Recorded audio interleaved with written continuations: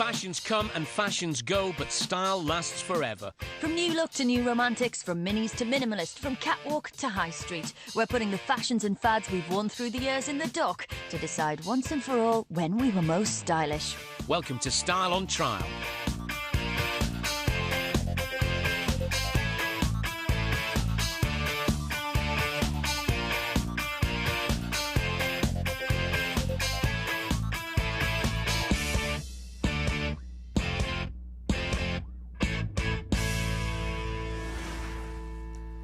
The 1950s, a visual feast of glamorous fashions and society styles. Or a conservative, restrictive, dreary fashion decade, irredeemable even by a riotous teenage rebellion. Let's find out on tonight's Style on Trial.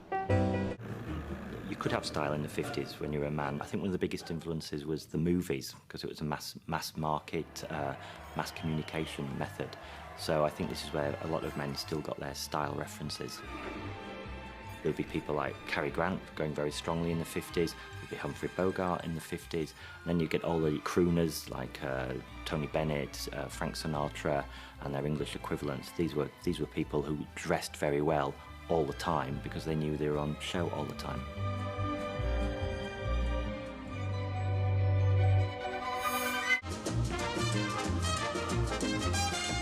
It's interesting that all the advertising is actually aimed at women, saying, buy this shirt and you don't have to iron it. It wasn't aimed at the man. The man was just an accessory to put a message over to the woman.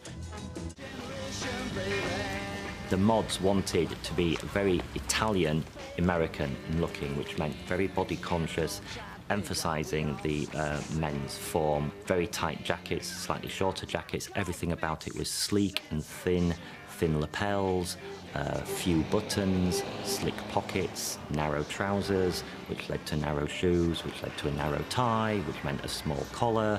Everything was very, very sleek.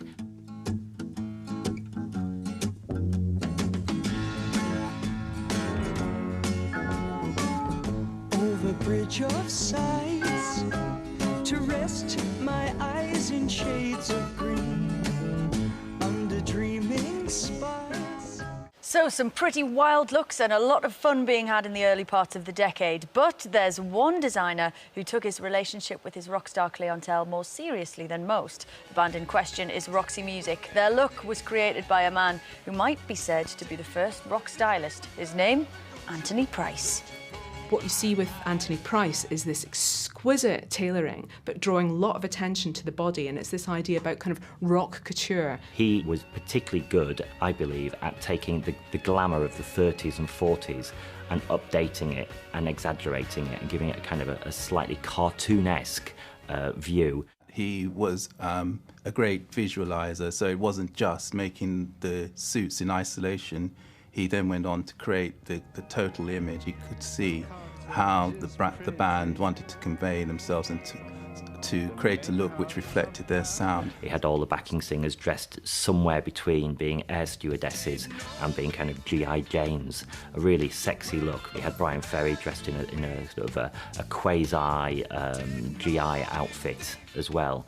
Again, very masculine, but slightly camp. You'd have very wide shoulders, very wide lapels, patch pockets, very tight trousers, which were quite sexual, flaring. I mean, this would be exemplified on Savile Row by Tommy Nutter, who was very much a sort of showbiz tailor.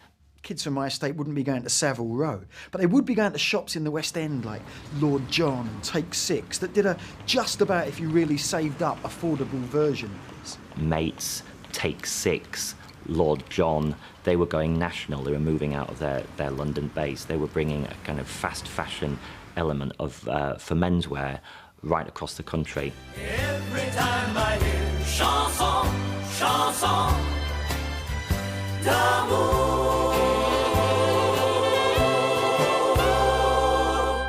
Fashion is all about trends and fads, and it changes really quickly, and I think quite a lot of people jump about really, really readily and then deny it afterwards and don't even remember until somebody gets the old photographs out.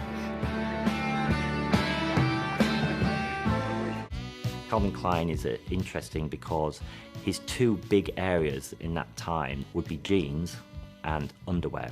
things that are very, very easy to wear. Lots of people can wear them. But he then sold them with sex. I mean, he deliberately took an extremely good-looking guy who I think, if memory serves correctly, was actually a pole vaulter, and stuck him in his underpants and put him against a white wall and had him photographed in a homoerotic way by Bruce Weber.